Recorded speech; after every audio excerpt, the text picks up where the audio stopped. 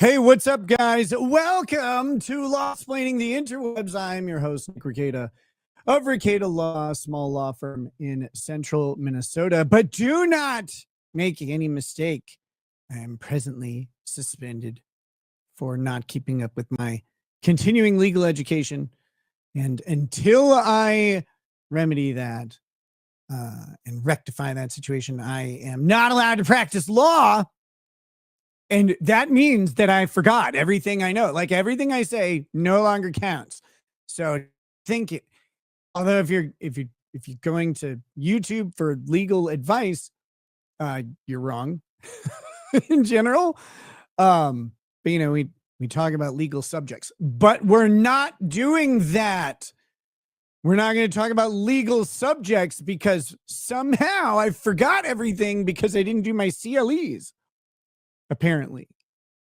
What's up, guys? Hey, so I wasn't planning to do a members only show tonight. I was planning on doing a regular show tonight, and I had to make dinner for the whole family kind of late. Took way too long. And then I was like, I'll pop on Trashcast with Ethan Van Sciver for a few minutes while I set up the stream. I was going to set up the stream for midnight. And do a regular show. Trashcast got really weird really fast, and then I hadn't set anything up. It's like, okay, we're gonna just let's go and do a member show tonight, and instead we'll go to or we'll do a regular show tomorrow, but members only show tonight. Why is he hiding his black eye? I don't have a black eye. Oh my gosh. I don't know. But yeah, so I was on with Ethan Van Sciver. He brought Ralph on. Things got a little tense for a minute. I have no idea why. Honestly, I don't. I'm not involved in that situation. But so I said, you know what, like peace. I don't want to sit here and do this. I don't have any desire to it. I stepped out for a bit. The two Ethans talked for a little bit. I talked to Ralph behind the scenes, just was like, try to smooth things over because I think there was a misunderstanding that happened. That's all, whatever it is. But then I went, after they talked, I went back on with Ethan Van Sciver, and we talked about other things, things we were already talking about, which is Riley and Eric July, stuff that's in the Comicsgate realm. And it was a good time. It was a good show. I really enjoyed talking to Ethan. It's been a long time since I'd been able to, so I wanted to just pop in and surprise him. He set up a group chat or whatever, and just dropped the link in there. I don't think he expected me to show up at all, but I did. But after that, like, interaction, I was like, okay, I don't really want to do like a full show tonight. We'll do members only. Won't be as long. I'm also really tired because I had a really short night and I had to do a lot of driving today. I went into the Twin Cities to have lunch with a friend and pick up something that I left at the Mall of America. And so, there's something about these, like, they're not long drives, but they're longer drives than a normal drive. Like, it's 2 hours each way, right? Something about that, like that 2 hour drive is just, it's exhausting. It's boring for one thing, but it's just like the wrong length of time. If you're going to drive like 6 or 8 hours, you kind of like, you build up to it and you're like, all right, I'm going to go do this thing. You get in your car and you just go, you get it done. Bam, you're good. But a 2 hour drive, especially when it's like an out and back, that means you have something to do. And it's like you're just taking part of your day, but it saps your energy, to me. Adderall's wearing off. No, I don't have Adderall right now, which is frustrating because I would like to. Judge Manny says pick up something. It's not that exciting. My family, we every couple of years we do those old time photos. We used to do them at the state fair, and then we do them at the mall, like where they dress you up in like as Civil War soldiers and stuff, and they take the pictures, or like a Victorian era or something. We hadn't done one in a couple of years, and Lady Raggets really wanted to do one, so we did it the other day because we had all the kids together at the Mall of America, and they have a place like that there. And then they graciously offered to hold the photos for us while while we did the rest of our day of shopping, which was really nice. Except when we left, we forgot to go get them. The glasses are cringe. Good. That's the point. Cringe hard. I want you to cringe so hard that your butthole clenches up. Shane the Man says, thoughts on the family courts? Look, court in any circumstance is an axe, and most of the time you need a scalpel. When you combine courts and children in any way, or courts and family relationships, you're really playing with fire. They are not meant to, or not equipped really to handle like the delicate nature of those relationships and the people involved in them. I tend to hate family court, whether it's the state in, utilizing family court against parents or other people. I don't really like that.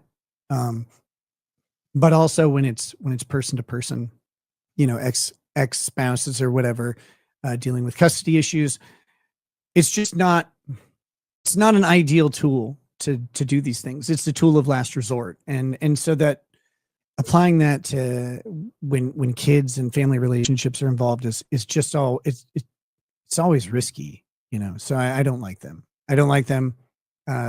Also, the real problem with family court is that there isn't an actual legal standard. The legal standard almost always is what is the best interest of the child. But the best interest of the child is determined typically by the judge, and different judges have different ideas of what best interest is. They've tried to standardize them. I think Arizona created the first standardized approach to the best interest of the child.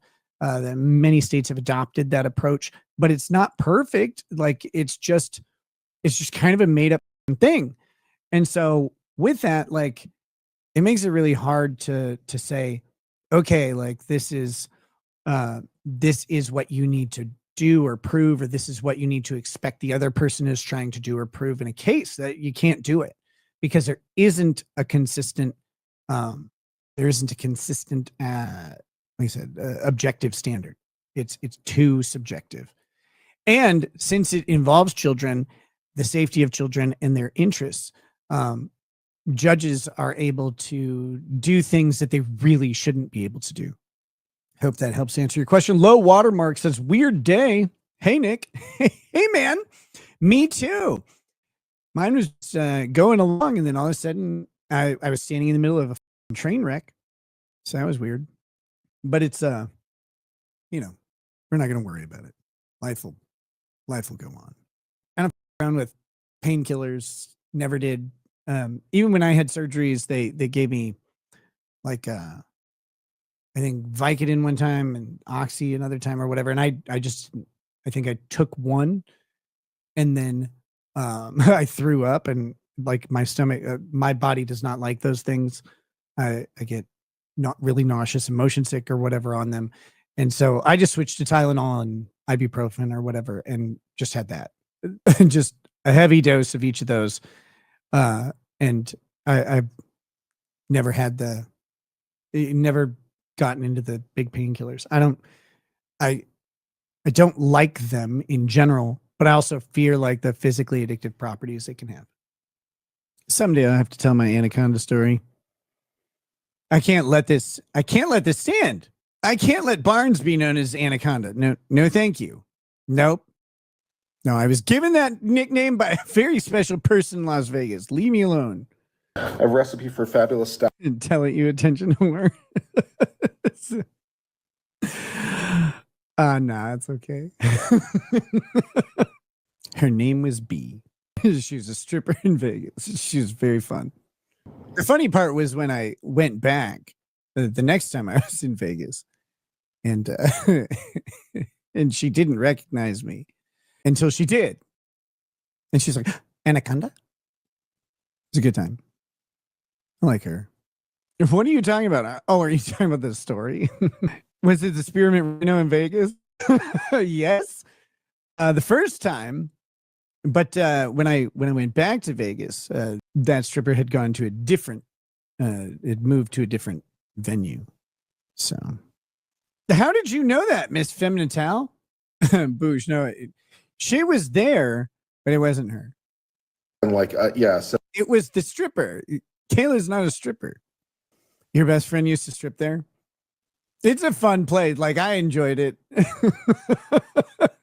That ended up being a very complicated night. Look, some stuff happened in the club. I thought I was going to be taken out of the club in handcuffs. And we're leaving the club. I didn't realize it's 10 in the morning. And like I said, I thought I was going to be taken out of the club in handcuffs because the guy's like, hey, I need you to wait. My manager would like to speak with you. And I'm like, oh, no. No. This is not going to be good, right? Like, this can't be good. The manager came up to me and he says, I would just like to say my name is whatever. I don't remember his name. And he goes, I've been a manager here for 20 years. And I want to thank you so much for coming here. And the next time you want to come here, please give me a call. And no matter how many friends you have, we will send limos to pick you up. And there will be no cover charge for you or anyone in your party. You can come into the club, and we'll have limos to take you back wherever you're going, back to your hotel or back to home.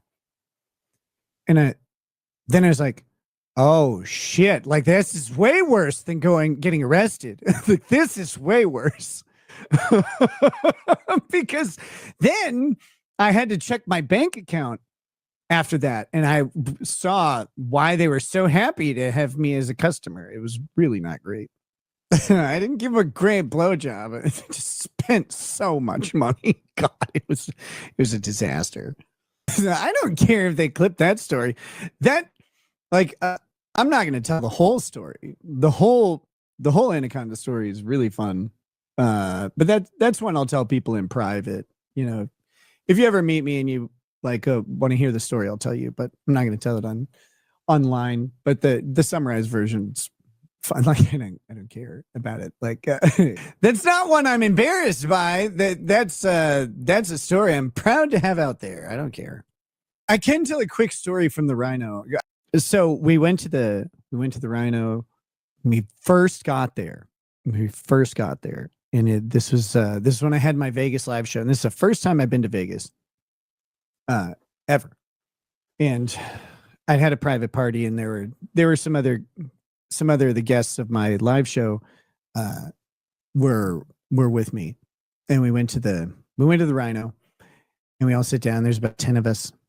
I'm not going to talk about who's there because, like, that's their story, not mine. But Lady Raggets is with me.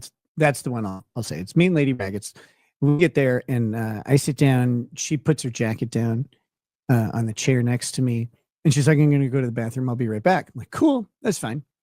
And I'm wearing this ridiculous gator skin leather jacket that I have that I bought earlier, like that day. And this girl walks up, and she looks exactly like Anna, the Star Wars girl. She looks exactly like Anna. And but she was Colombian or whatever. You could tell, like, her accent. She sounded like Sofia Vergara from in Modern Family. And she's like, "Oh, I like your yet." Like, "Oh, okay. Like, that's cool. Thanks." And she goes, "Where are you from?" And I'm like, "Minnesota." And she's like, "Oh, I am too." Like, "No, you're not." What are you talking about? But she's like, "What are you doing? Huh? What are you up to?" And I said, "Oh, I'm just here. I'm here with my wife. Like, she looks like a jacket right now, but she's actually in the bathroom. That's her jacket on the chair. She'll be back in a minute." And she stops. She looks at me and she goes, "You got a wife?" I said, "Yeah." "I fucking hate women." And I was like, "Wow, that's awesome." She goes, "I do you, but not her." And she stormed off. And I was like, "Bye, Anna. See you later." Like it was so funny. I was shocked. Like she was not gonna. No. And I'd heard this. I'd never experienced this. Every time that we'd gone to a club together, we never had any trouble like with any of the dancers or whatever. But holy shit, she hated women. She did not want a couples interaction. Miss Femme Natalia, she was very hot. Yeah, absolutely. Anna's very pretty, of course. This girl, like she looked exactly like Anna in the face. Had a similar body type. I've never seen Anna in like a risque outfit or anything, but so I have no idea about anything like that. But her face, they very similar. Like if you just saw him from the neck up, for sure, like I would not be able to tell the difference between them at the time. I think Anna looks a little different now after giving birth or whatever, as women often do. They go through some changes. That being said, this girl definitely had a bigger ass than Anna because it was funny. She probably had a BBL. But yeah, it was that interaction just was like, and then Kayla comes back and I'm just dying laughing. She's like, "What?" And I'm like, "Let me tell you what just happened."